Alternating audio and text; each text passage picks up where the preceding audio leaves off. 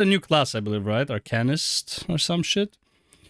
ESO beginner guide, la la la. Thank you for watching. It's happening. Maybe Arcanist being so different can lead to some class revamps. One can hope. Okay, so Arcanist is the new class. Okay, let's see what 2023 is a massive year for Elder Scrolls Online. The community was growing more and more concerned about the future of the game, with rumors even circling that the game literally could not support new classes. Even huge fans of the game began to ask themselves, was it true? Fortunately, it turns out no. Elder Scrolls Online has announced an amazing expansion ahead, and most importantly, unveiled its newest class being added to the game, the Arcanist. Lucky for me, ZeniMax Online Studios flew me out to get a first-hand look at the newest class being added to the Elder Scrolls Online. On top of that, they gave a presentation where they talked about what's to come. So in this video, I'll go over all of that, the class, the new zones, and everything they told me while I was there. Most importantly, I'll be giving you my honest impressions on the new class. Is it amazing? Is it lame? Let's talk about it. The class is unique. It feels very different from the rest of the classes in ESO, and this was an incredibly welcome change as players have been asking for more class identity for a long time. Well, the Arcanist might have more class identity than any other class in ESO. This is going to be a great alternative option for new and existing players, especially those who are looking for something a little different to what the rest of the classes have. It's going to be OP in PvP. The Arcanist has a fantastic spammable called Rune Blades that not only looks great but feels and sounds great as well. And that's something everyone is going to notice about the Arcanist. The team really did an amazing job with the visual and the sound design. It really feels a step above the rest of the classes, almost as though it's a culmination of everything they've learned to date. This spammable also generates crux charges that you can use to fire off other abilities to alter the way they behave, like amplifying their damage or their healing. You can easily see how many crux charges you have as they'll be floating around you as you generate them. This creates a small mini game within your character's rotation where you try to accumulate the cruxes and then fire them off using abilities to do massive damage. One ability that you can use the cruxes on is your Fate Carver. This is a laser beam that you can channel through all of the enemies in front of you, absolutely melting them. And this is a good long channel. You are able to fire this beam off in DBZ fashion for up to 4 seconds at a time. More often than not, when the beam wears out, all of the enemies in front of you will be dead. This energy beam that you fire off, depends on the enemies. With another skill that sucked enemies into their desired location, grouping them up so that you can knock them down with the beam. It reminded me a lot of my Archon build in Diablo 3, using Black Hole to suck enemies in before melting them with the Archon's beam. And by the way, this feels amazing in both Diablo 3 and now in Elder Scrolls Online. If anything dared to survive all of this, the Arcanist has yet another trick up its sleeve. It has an ability.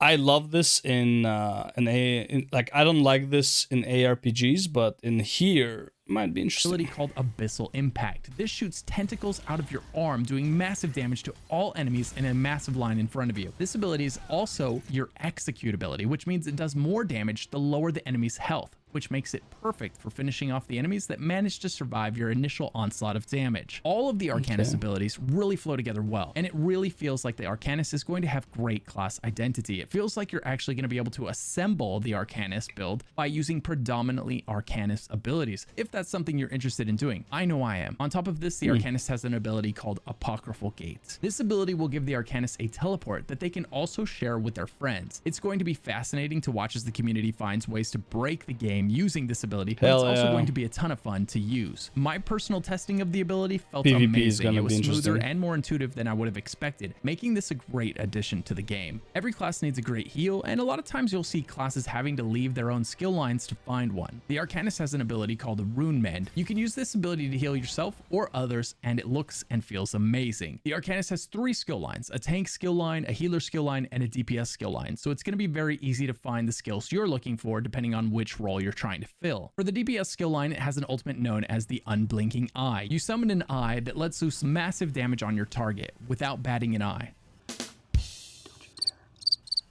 Get it? The healing ultimate is Vitalizing Glyphic. The ultimate summons an epic looking cube that pulses heals out to everyone around it. The Arcanist can interact with it to increase its potency as well. Finally, the tanking line gets an ultimate, the Gibbering Shield, which acts much like you would expect the shield to act, with a couple of surprises added for flavor. While the new class is absolutely stunning to both look at and to listen to, it's not the only great addition to the game with Necrom. We've also got new zones and all of their trappings. We'll be visiting both the Telvanni Peninsula and the Apocryphal apocryphal zones of Hermaeus Mora. As you might have guessed, there will be a new trial, and it's called Sanity's Edge. You'll have to literally go into the mind of an ally and try to save them and their sanity. I mean, just look at some of these monsters you'll be able to fight. These things are pulled straight out of a horror film, and I freaking love it. This new zone and its enemies seem to be pulled straight from someone's dreams or nightmares. You decide. On top of that, Necrom will include 30 hours of fully voice-acted questing involving what looks to be an epic story of mystery and chaos. We'll also see the addition of 2 new companions, one of which will be the Arcanist and the other will be a Warden. The Redguard Arcanist will be a bit crazy, perhaps a bit affected by his pursuit of knowledge in these strange lands, while the Argonian Warden will remind you a lot of Jason Bourne in Jason Bourne's movies. He's a lethal machine that woke up one day not remembering who he was or how he got there. Both of these characters' quests and stories are going to be fascinating to unravel. You'll also hear some fantastic new music along your adventures through Necrom, so be sure to keep your ears perked up and that music volume turned on. Of course, you can expect some quality of life additions, some bug fixes, and some performance improvements. Necrom isn't the only major change being made to ESO this year. ESO will also be adding a group finder for trials, arenas, and more so that would-be LFG players can escape the dry Craglorn zone chat. This is going to be amazing for people looking to put together groups to hunt for specific achievements or titles, as well as simply putting together gear farm groups for trials and arenas. A massive win for the group PvE community. The group finder is expected to be added sometime in the 3rd quarter. In the 4th quarter, ZOS will also be adding an endless dungeon that you can run with a buddy. This is how they described it. So it sounds like it will be a 2-person endless dungeon. Now, what does endless mean? How endless will it be? What will the rewards be? We don't know yet, but the dungeon team from ESO is one of the best dungeon teams in any MMO, so I'm expecting something.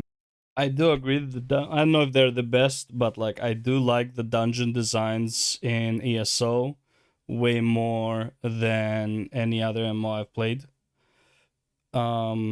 Technically, World of Warcraft, in my opinion, can design better, but they're choosing to make the dungeons more of a headache than of an interest. Like, for example, take whatever that Plains dungeon called, where like literally the whole map is the dungeon and you can use dragon riding there.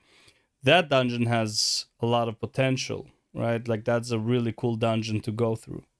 But also, there's too much trash that is extremely annoying. It's just like most of the Mythic Plus system, in my opinion, is just like more annoying than it is fun. So yeah, but like running the dungeons in ESO, it's also like, I would say, so Final Fantasy 14 follows a very easy and a very easy formula. 2 packs, door, 2 packs, door, boss. Right? Like 2 packs, boss. That's pretty much the formula for Final Fantasy 14. Every dungeon is pretty much 2 packs. Like if you run from wall to wall, you grab 2 packs, and then you run from wall to wall again. That's not 2 packs. Then you fight a boss.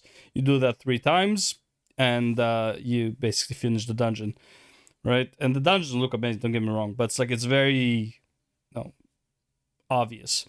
The dungeons in WoW don't follow this formula. Honestly, the dungeons in WoW don't follow any formula. Some are circular, some are like, it's just random. But also like they're just like, the trash is just extremely annoying.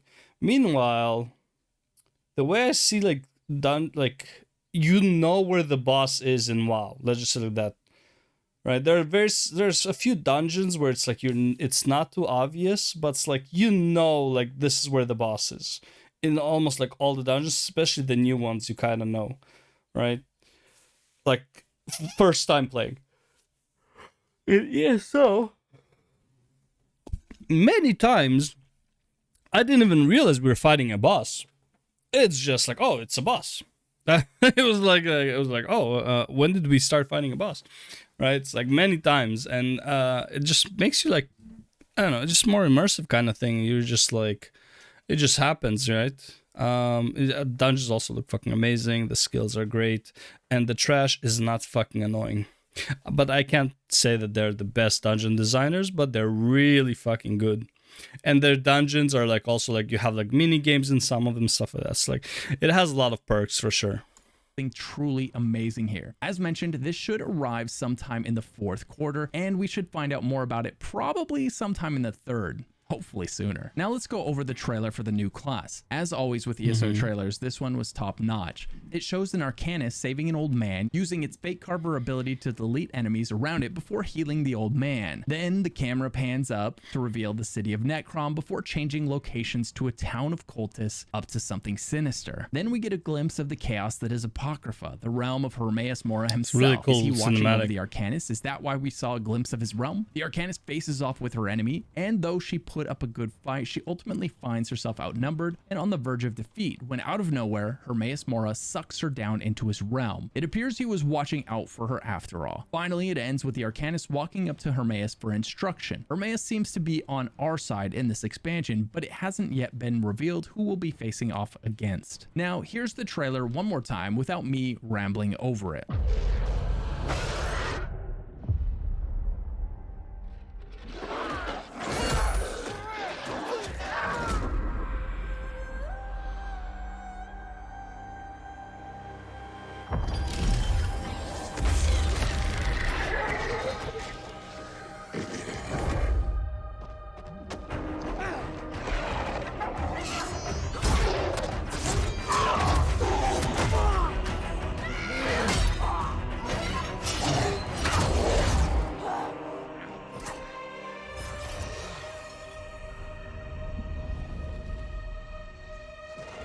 Okay.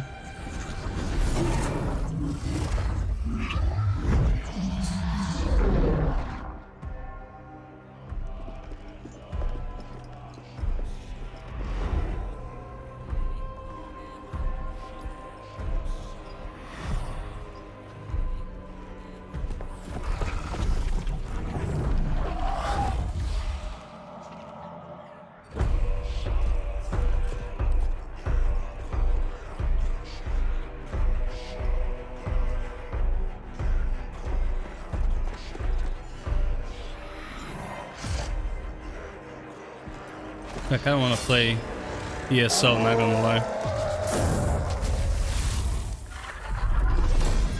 Oh, well, shit.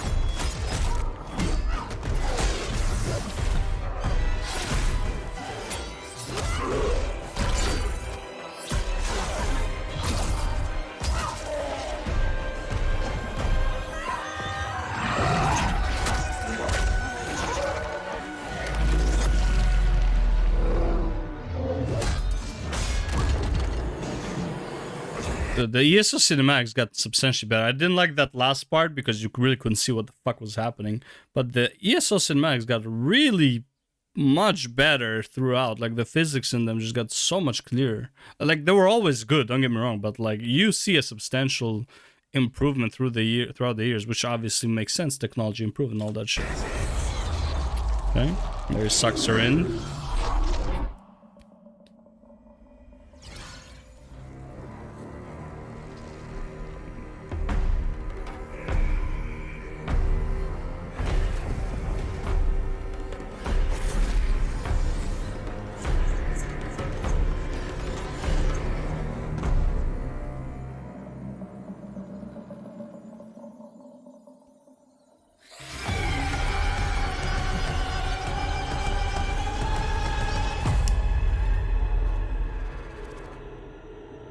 Okay. It looks like this expansion is going to be one of the most substantial expansions in years, with massive new additions not only coming to Necrom, but also in the quarters to follow. All of this is happening now, 9 years into the game. It makes me... I just really hope they fix PvP so it doesn't have the same issues and smooth out the combat a bit. That's all I want them to do. I think the game is overall, like every aspect of the game, just like I said, the best. On paper, ESO is the best, like, is the perfect MMORPG. It has basically everything you want from an MMORPG. But in my opinion, everyone has a problem with just the smoothness of combat. It just feels very clunky to click buttons. It's not responsive enough. It feels like there's like a delay between like when you click and when the ability goes off. The dashes feel clunky, all that stuff. It doesn't feel good to click buttons right now, and also weapon swapping, stuff like that. It just doesn't feel smooth. Smooth out the combat, fix the PvP stuff, especially like the massive PvP battles, because there's probably still lag. I don't think they fixed it.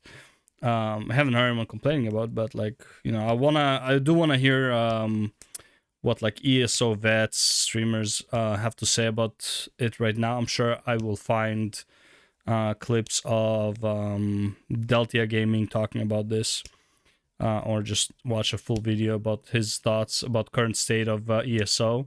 But yeah, once they fix the, like, make combat a bit smoother, not even a bit, substantially smoother, I feel like you got like really fucking good game. And honestly, I'm not gonna lie, I do not like the transmog in the game. Most of the transmogs in the game don't look good. Not that the quality of them is bad, it's just the artistic style, in my opinion. I just don't like it. It's too Elder Scrolls, I guess you can say. It's too plain, too straightforward, right? I want like some fucking shit that doesn't make any sense, right? Like, there's no reason for you to have shoulders the size of your, like, you know, twice as big as your head, and like spiky and shit like that. But I want it. I want wings instead of a cape, you know? It's like, I don't even think you can have a cape. Some armors have a cape, but it's like, you can't even have a cape, you know? Like, I want stuff like that, right? Like, I want to be more hard fantasy, but obviously it doesn't feel the aesthetic, so it's just like a minor complaint, but I just don't like the transmogs in this game. You wonder what ZOS has planned for the game's 10th year next year. One thing's for sure, 2023 is a good year to be an ESO fan. If you enjoyed this video, be sure to give it a like and subscribe to the channel for more MMO content. A massive shout out to my YouTube members for supporting the channel in the big way that they do. For only $5 a month, you can get behind the scenes footage, access to a private Discord channel, and my undying love. Thanks for watching. Oh, well, just if you get the undying love, that's all that matters. I kind of want to try it. Honestly, I was considering trying RuneScape tomorrow. I probably will hate it. I was thinking about trying it. I probably cannot get over the graphics though. Like, the graphics are just like so bad, but like maybe I was gonna try it. I don't know. Well, ideally, I want to keep playing straight lights, but I'll wait for it to be on better quality on Radeon Now, or whatever it's called. Radeon Now, yeah, is that what it's called? Keep forgetting. I don't know why I keep forgetting the name. Yeah, NVIDIA GeForce Now. Jesus Christ, GeForce Now. I'll wait for it to be on GeForce Now to have a better gaming experience, because just like the frame drops at like random, especially during boss fights, like really fucking annoying. Let me see.